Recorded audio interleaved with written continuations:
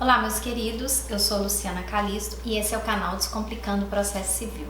Hoje eu vou descomplicar para vocês o tema tutela de urgência. Continuando o nosso estudo, nessa parte 2, nós vamos trazer aqui as disposições gerais da tutela de urgência que está nos artigos 300 a 302 do CPC.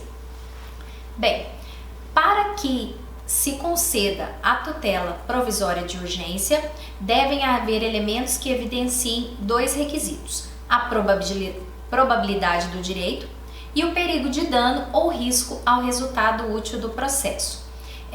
Nos exemplos que eu vou trazer a seguir, diferenciando as tutelas cautelar e antecipada, você vai entender bem isso. A tutela cautelar, nós havíamos falado no vídeo anterior, que a tutela de urgência divide-se em tutela cautelar e tutela antecipada, que é a tutela satisfativa.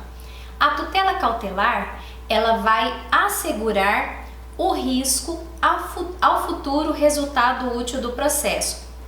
Ou seja, eu tenho uma situação de perigo que vai colocar em risco a efetividade do processo. Como assim?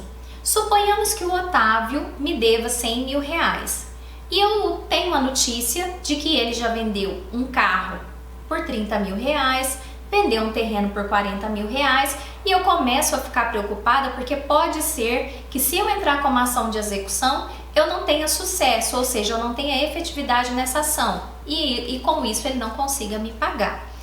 Então, esse resultado, para garantir a efetivação desse resultado, eu entro com um pedido de tutela provisória de urgência cautelar para que assegure esse resultado útil do processo. Essa medida cautelar, ela pode ser efetivada por meio de arresto, por meio de arrolamento de bens, de registro de protesto contra alienação de bens, por meio de sequestro ou qualquer outra medida idônea para assegurar a sua efetivação. E aqui o juiz pode usar do seu poder geral de cautela.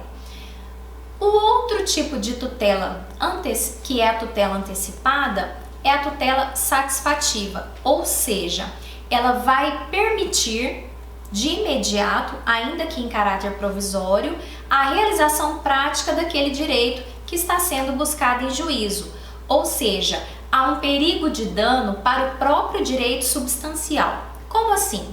Se a Isabela, por exemplo, entra com uma ação para que sejam fixados alimentos, o que ela pretende quando ela entra com a ação é a fixação de alimentos, e o pedido de tutela provisória de urgência é exatamente essa fixação de alimentos. Então, o pedido de tutela corresponde à própria pretensão deduzida em juízo. E aí é essa diferenciação da tutela antecipada para a tutela cautelar.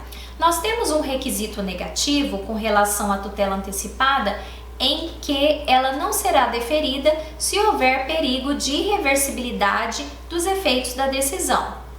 Como assim?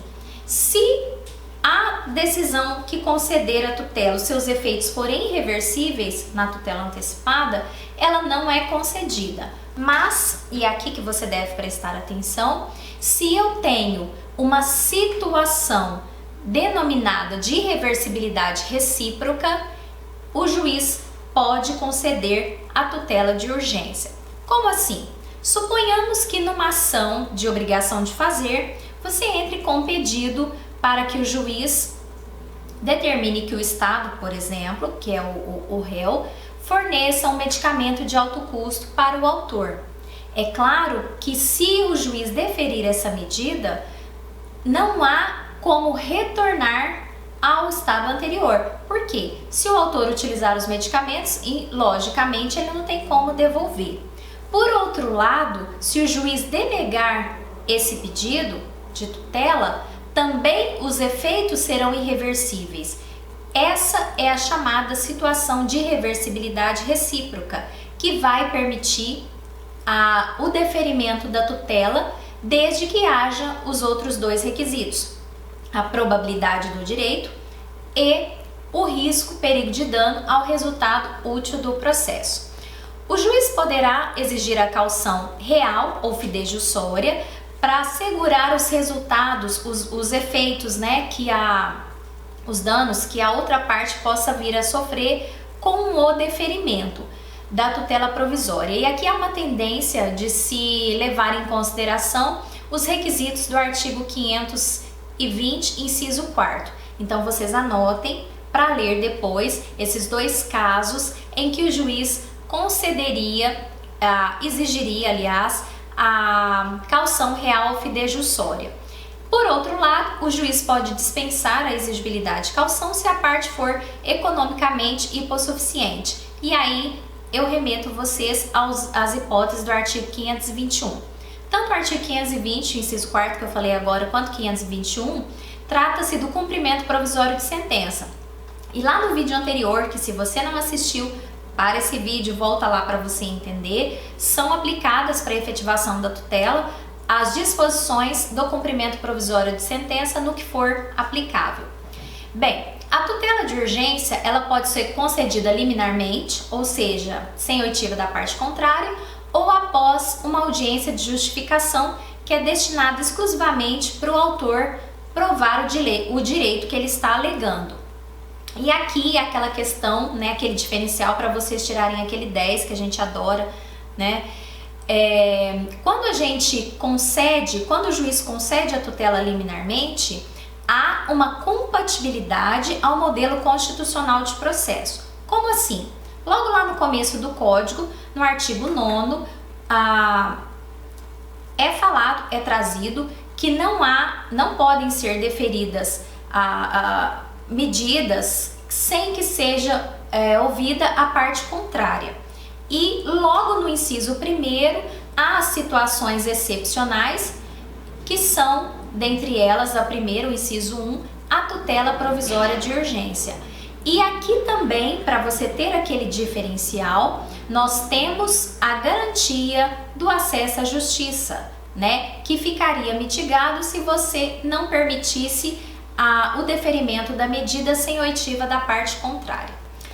O artigo 302, que vocês vão anotar aí também para poder estudar, para poder olhar, são as hipóteses em que, independentemente da responsabilidade por má-fé, a parte vai responder pelo prejuízo advindo dos efeitos da decisão concessiva da tutela.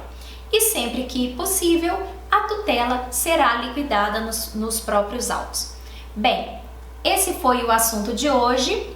Espero que vocês tenham gostado. Curtam o vídeo, se inscreva no canal se você ainda não é inscrito, ative o sininho para receber as notificações assim que os vídeos forem postados. E nós nos vemos no próximo vídeo com a parte 3 da tutela provisória. Um abraço e até lá!